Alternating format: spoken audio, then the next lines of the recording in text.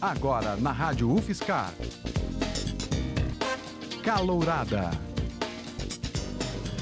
Olá, ouvinte da Rádio UFSCar.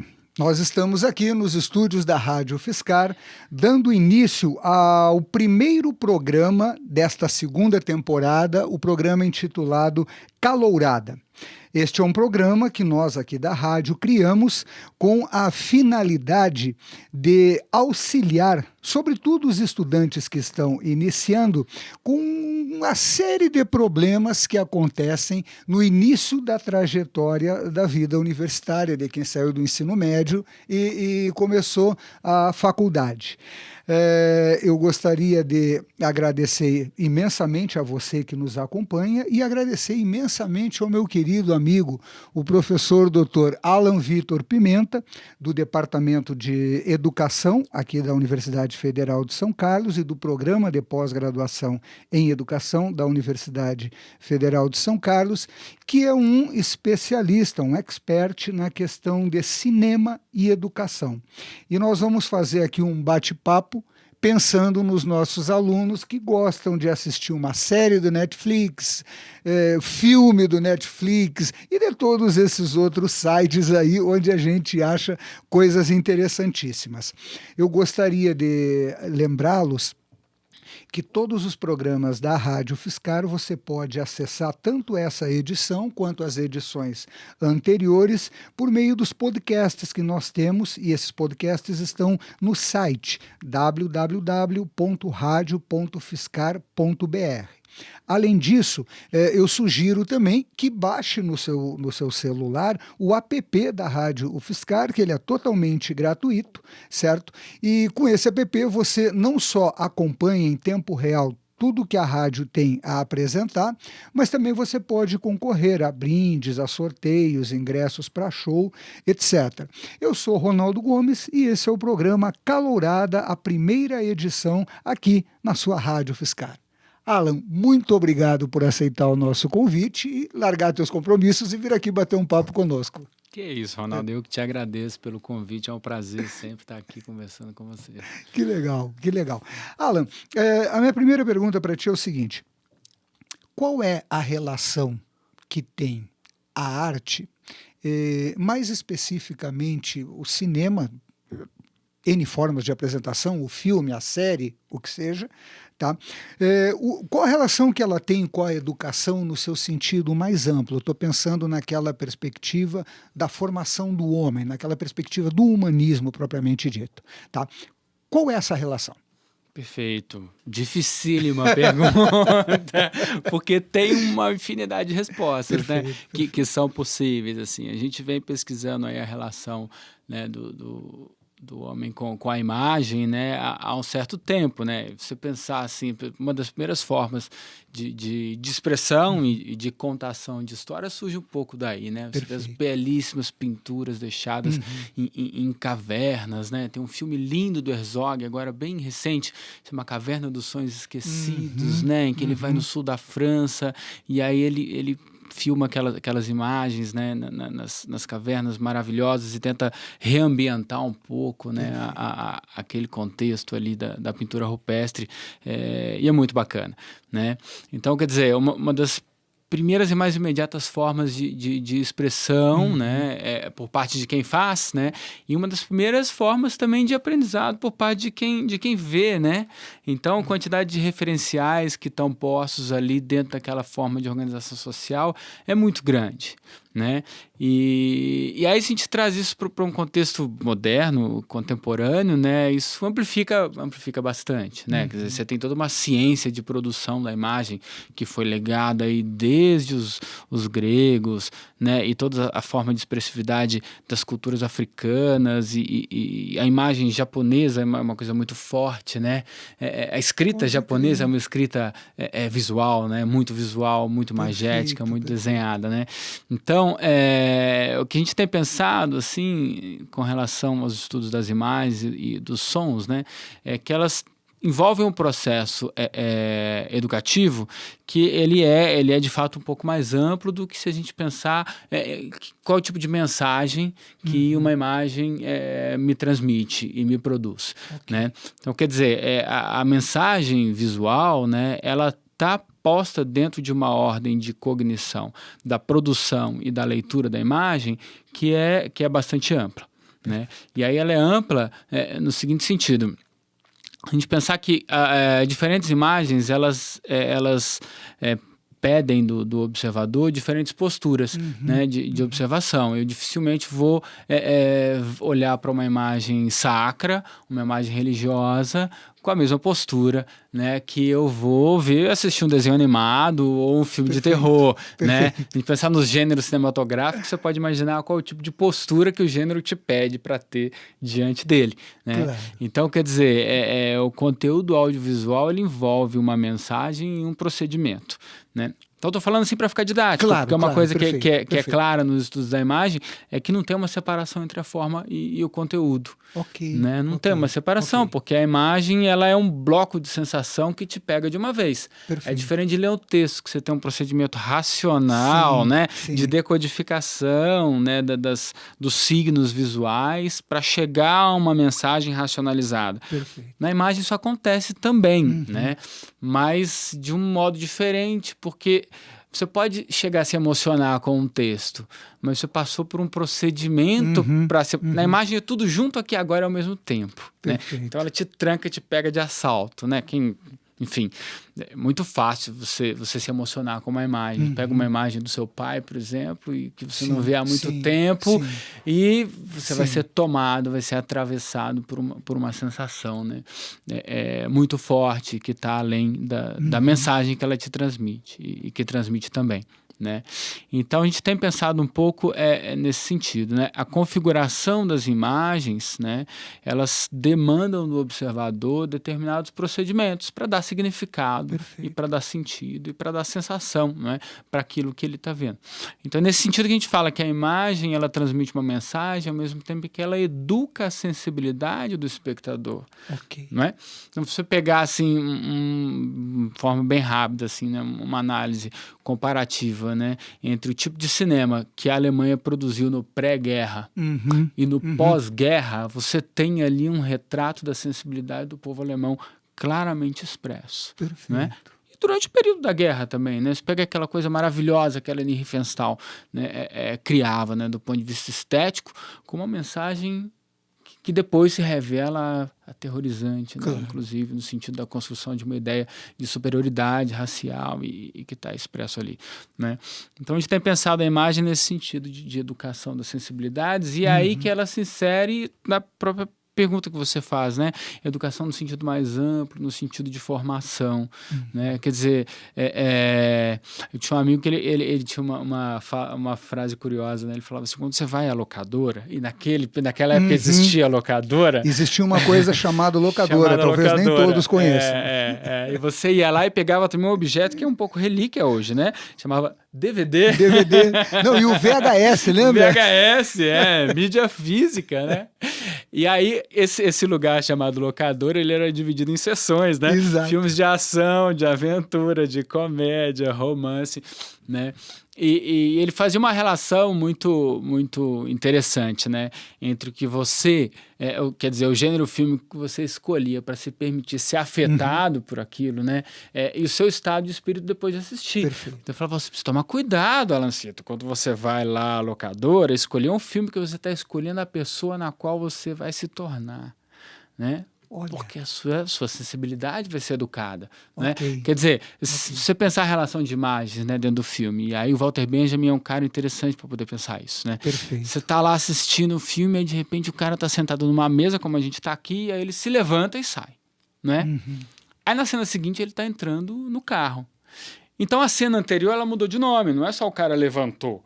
O cara tá indo embora, né? Certo. Então, quer dizer, o significado daquela cena, daquela imagem, ele é contaminado pela cena seguinte, que vai ser contaminada pela cena seguinte.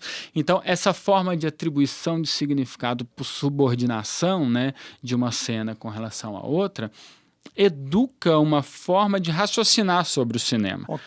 E educa também uma forma de raciocinar sobre o nosso modo de ver, né? Então a gente tem pensado um pouco isso, né? Em que sentido o cinema nos educa a enxergar de determinadas maneiras, né? Ok. Como é que eu olho para as coisas, o que, que eu presto atenção, como é que eu ajusto, né, o meu foco de olhar a partir da percepção que é criada no meu corpo por uma educação, um processo de educação e de configuração de um pensamento visual que vem do foco do cinema, né? Que vem do enquadramento do cinema. Para onde eu dirijo os meus olhos quando eu quero ver determinada coisa? Ok. Não é? Então aí tem uma literatura tradicional, né, que refere a esses modos de constituição da visualidade a partir de um parâmetro estético constituído desde o Renascimento. A gente vai aprendendo a enxergar de determinadas maneiras, né? Tem um filme muito bonito que é o Janela da Alma, de Walter Carvalho, que trata um pouco dessas formas de visualidade, né? A gente fala a visão como se ela fosse singular, né? E ela é plural. Não é? Perfeito. A gente está aí, a gente usa óculos, você está usando óculos para olhar para mim, eu não Sim. preciso usar óculos para olhar para você, mas para olhar para o texto eu preciso usar óculos. Quer dizer, Ok. eu tenho formas de visualidade que atendem a determinadas necessidades, que são sociais, que são estéticas, que são culturais, que são raciais, que tem, quer dizer, tem uma série de fatores aí, e entre elas essa educação estética que o cinema nos constitui, né? E que forma em nós, e configura uma forma de pensar a visualidade, né? Legal. Não é à toa que a gente brinca aí, né? Que o cinema é literalmente a constituição de um ponto de vista. Ok. Não é? Deixa eu só fazer um resumo, porque esse programa nós criamos ele pensando na calorada mesmo. Quem Tá. começou agora, está entrando no segundo semestre, não é? Então, essas são dicas que visam chamar a atenção de quem já curte, sabe? E, sobretudo, daquele estudante que às vezes vai se deparar com um problema que o professor Alan vai responder daqui a um pouquinho mais, tá?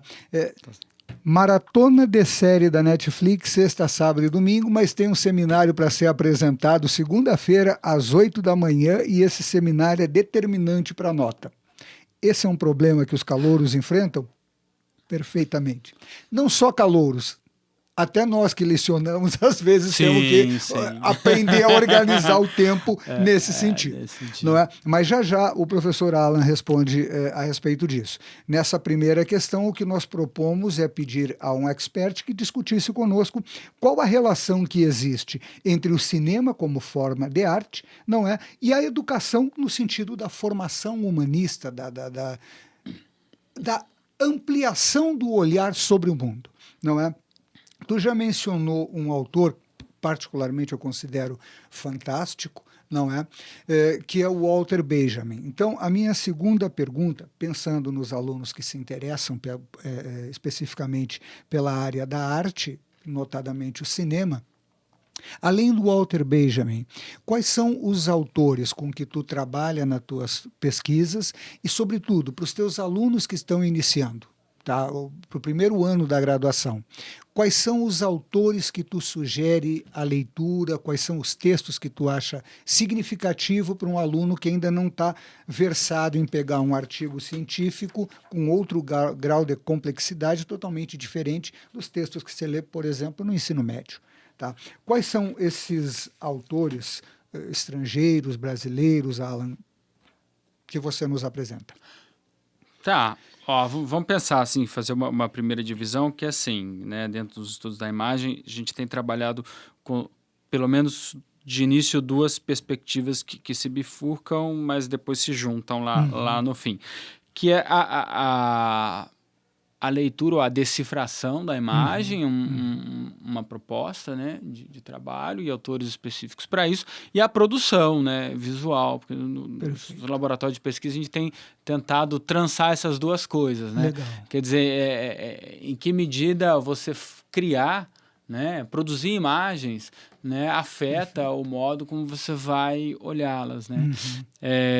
Então, vamos pensar nesses dois aspectos aí. Do ponto da leitura de imagens, assim, tem alguns autores que eu gosto muito, assim, da imagem estática, por exemplo, a fotografia, e eu acho que o Roland Barthes, a Câmara Clara, assim, são textos muito bacanas, assim, que trazem a fotografia para um patamar muito, muito sensível, é muito lindo aquilo que ele faz com a fotografia, né? Da fotografia como objeto de recordação, né, para a fotografia como explosão de sensações, assim, de busca de si, né, no processo fotográfico, é muito legal, né? Um outro autor que eu gosto muito é o Wilhelm Flusser, né? A filosofia da caixa preta é uma das coisas que mais modificou o meu pensamento, assim, a respeito da fotografia, não é? Porque o Flusser, ele vai trazer um pouco, né, essa ideia, né, da pós-história, no sentido de que a fotografia como fotografia, né, quer dizer, eu tentar ver na fotografia só aquilo que o fotógrafo quis me mostrar, é uma possibilidade muito interessante, mas aí ele propõe outros aspectos de se debruçar sobre a fotografia e tentar se enxergar numa fotografia que foi produzida antes de você nascer, por exemplo. Perfeito, Né? perfeito. Em que ela me mostra de mim naquilo que eu vejo, né? Essa é uma antecipação para essa perguntinha aí que você quer fazer, né? Que ela me mostra de mim mesmo, né? Então, é uma coisa interessante. É uma perspectiva também benjaminiana, né? Vamos sempre voltar para o Benjamin, né? Na questão do cinema, né? Um autor que eu sempre recomendo para os meus alunos é o Milton José de Almeida, né? Que eu tive o prazer de conhecer e de conviver aí por tanto tempo, né? O cinema, a arte da memória, é uma das coisas mais maravilhosas que eu já li a respeito do cinema, né? E aí ele vai lá, as pinturas do Giotto, né? No Quattrocento, do Renascimento italiano, e vai trazer um pouco, né? Dessa questão, como é que lá, né? Naquele período pós-Idade Média, o Giotto pensa e estrutura sequências visuais, né, que já antecipam esse processo de significação que o Benjamin vai chamar a atenção no cinema. Né? Como é que a imagem seguinte contamina a imagem anterior. Né? E o Milton faz isso de uma forma muito, muito didática, muito gostosa de ler. Sabe? Então, em termos de decifração da imagem, que esses autores são muito legais, né? São muito bacanas de ler, né? Agora, a gente tem discutido um pouco, né, trazendo o cinema... E o Milton vai trabalhar a questão da educação como arte da memória, né? Mas trazendo já para o campo de uma educação mais no sentido propositivo, assim, tem alguns autores que têm pensado um pouco isso, eu tenho embarcado um pouco nessa, sabe? Que assim, a gente teve um projeto de extensão aí que trabalha com cinema, né? No ensino médio, no ensino fundamental. E uma das coisas que a gente tem tentado como exercício próprio, não que seja um problema, não é um problema, mas é um problema que a gente tem se colocado. Vamos trabalhar o cinema, mas não vamos ensinar o cinema. Não, pelo menos não naquele sentido de, olha, enquadramento é isso, né, plano sequência é isso. Não, vamos fazer. A gente faz. E aí depois a gente olha para aquelas imagens e tenta descrever o que a gente fez e associar isso com o conhecimento que é pré-existente, né, que faz parte do repertório, né, da formação cinematográfica mesmo, né. E aí tem o César Milhorim, tem criado, inclusive, alguns... Se eu falar manuais, ele vai ficar bravo comigo, né? Mas alguns exercícios referenciais, assim, né? Para esse trabalho, né? Então, tem o projeto dele Inventar com a Diferença, que é muito bacana, que é um pouco isso, né? Trabalhar o cinema como exercício de uma singularidade, né? Na questão da diferença, né? Então, como é que eu me posiciono diante da escola? Como é que eu me posiciono diante desse drama, ou dessa tragédia, ou dessa comédia que eu quero mostrar para você? E aí resgatar o cinema naquele sentido que o Roland Barthes atribui à fotografia, né? O que é a fotografia? É mostrar. Falar, né? Ele define assim, a fotografia é o aqui, sabe quando a criança tem 1 ano e ela começa, né, essa sacada, papai, é fotografia, o cinema também é assim, né? Então, mas é o meu, né? E aí que forças e que saberes eu preciso mobilizar em mim como processo criativo para te dizer, né? Então, assim, o Inventar com a Diferença vale a pena conhecer, inevitavelmente cinema vale a pena conhecer, né? Porque a gente tem trabalhado um pouco o cinema e descolado ele um pouco do produto final, que é o filme, é a série, é o que vai para o YouTube, e pensar do cinema como processo, ou como experiência, né? Então, em que me propor a criar um produto audiovisual, ou a criar uma fotografia, ou a criar um quadro, em que isso mobiliza saberes que talvez eu nem soubesse que existiam, né? Ou que eu tenha sido convencido por um processo midiático ou industrial, tenha sido convencido de que eu não sei. E eu não sei se eu não sei. não é? Eu preciso experimentar. Uhum. Então, a gente tem proposto essa experiência da experimentação, né? E aí, esses autores têm sido interessantes. O César Melhorinha, a professora Adriana Fresquet, né, da Federal do Rio de Janeiro. O César está na Federal Fluminense. Vale a pena lembrar da Rede Quino, que hoje é coordenada pelo professor Carlos Eduardo Miranda, daqui da Unicamp, do Laboratório Olho. A Rede Quino é uma rede nacional de pesquisa e produção em cinema e educação, né? Professor Venceslau, né, de Oliveira Júnior, também da Unicamp, tem trabalhado muito nessa perspectiva de apostar na experimentação e no cinema como experiência. Perfeito. Né? Quer dizer, se o cinema é produzir um ponto de vista, então vamos tomar esse ponto para a nossa vista. Né? Perfeito. Perfeito. Bacana. Bom, até aqui, situando o ouvinte, nós fizemos um diálogo mais pensando em abordagens de natureza teórica propriamente, não é? Mas como esse programa é feito para a nossa calorada, quer seja aqui da UFSCar, da USP, da Unicep, da Unesp, de qualquer universidade da região, agora nós vamos começar com uma abordagem mais prática para duas questões antes de nós chegarmos ao final do nosso programa. Então, duas questões que eu queria te propor é a seguinte, começando pela última. No final, eu te pediria para sugerir ao nosso ouvinte filmes mesmo, ou séries, curta-metragens, enfim, que sejam interessantes do ponto de vista da educação, tá? Para qualquer área. Pode ser para o pessoal que estuda filosofia ou engenharia da aviação, o que seja, certo? E antes, eu te faço uma provocação aqui, já que nós estamos chegando em cima do nosso horário, que é a seguinte: a moçada está assistindo aquela série fantástica que não dá para desligar e passa sexta de noite, sábado durante o dia, domingo durante o dia, colado no Netflix. Mas segunda-feira, às 8 da manhã, tem que apresentar um seminário para o professor Alan e, se não apresentar adequadamente, vai comprometer a nota de aprovação ao final do semestre. O que fazer numa hora dessa? Essa é a pergunta prática para os nossos calouros. Certo. Ronaldo, não sei se já te aconteceu uma coisa assim, né? Você vai ao cinema ou você está lá assistindo um programa na TV com alguém que está do seu lado e aí de repente rola uma piada lá e você mosca na piada e não percebe, não vê a menor graça, mas a pessoa que está do lado ri. Uhum. E aí você começa a rir também. E aí na piada seguinte você não precisa nem dar risada da pessoa para poder rir também. Não é? Ou susto também acontece, a pessoa assusta e fala, era para eu ter assustado, né? E aí fica mais, você entra ali no negócio, né? Isso é uma coisa legal de pensar esse exemplo aí. Por quê? Não é? Porque, como eu estava dizendo, né, o cinema ele constitui uma relação com o espectador. Né? Então, ele é uma relação de mão dupla ali. Né? O cinema ele não produz significado sozinho. Né? Ele precisa que você ria, ou que você chore, que você se odeie, ou alguma coisa aconteça, viva um drama. Né? Alguma coisa aconteça em você, quer dizer, ele tá para afetar. Né? E aí, eu acho que está um pouco aí, sabe? Esse efeito de choque. Né? O Benjamin chama de efeito de choque. Você é chocado pela relação do seu colega que está do seu lado, da plateia que riu, você não riu, e aí na piada seguinte você não precisa mais da plateia para poder é uma piada e ser de fato, né, uma reação.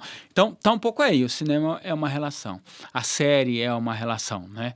Então eu tô lá final de semana e aí tô preso, né, naquela desgraça maravilhosa, né, que eu tô assistindo e não consigo parar de assistir, mas eu tenho que estudar, né? O que eu faço? Eu falei que o Flusser chama a atenção para essa coisa na fotografia, né? Você pode se ver numa fotografia que foi feita antes de você nascer, né? Então, acho que tem um truque aí, né? Como é que eu mobilizo aquilo que estou vendo para se tornar uma performance daquilo que eu preciso saber. Não é? Eu posso trazer as minhas questões. Eu posso fazer esse exercício. Eu vou agora assistir a esse filme do Kiarostami. Aí já vou começar a responder a segunda pergunta, né? onde fica a casa do meu amigo e trazer para ele questões que eu vou precisar apresentar depois. Mas tem uma coisa da qual não dá para escapar. Para eu fazer isso, eu tenho que estudar antes. Ok. Não tem jeito, eu tenho que ter um conteúdo para poder colocar lá, para aquilo agitar aquele conteúdo e me trazer aquele conteúdo de volta de uma maneira elaborada. Perfeito. Muito bom, nós estamos encerrando esta que é a primeira edição do programa Calourada, produzido aqui pela Rádio Fiscar. Eu sou Ronaldo Gomes, entrevistador, apresentador e produtor do programa, e tenho o privilégio de receber o professor Alan Pimenta, meu amigo muito especial, já de uma longa data, não é?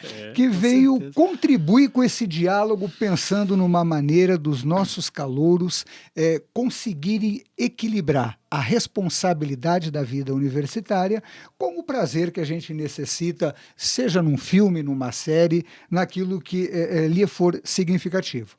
Este programa, você pode acessá-lo nos podcasts no site da Rádio Fiscar. E ainda você pode baixar o app para o Android, para o iOS e acompanhar em tempo real toda a programação da Rádio Fiscar e, obviamente, os programas você pode assistir quantas vezes queira. Nós desejamos sinceramente ter deixado aqui para você um gostinho de quero mais. Nós não queríamos realmente exaurir o tema, até porque isso é impossível, não é? Alan, muito obrigado mesmo por você aceitar o nosso convite, por estar aí, é um prazer te receber aqui e muito obrigado a você que nos acompanha e tamo junto. Até a próxima edição. Grande abraço. Você escutou Calourada.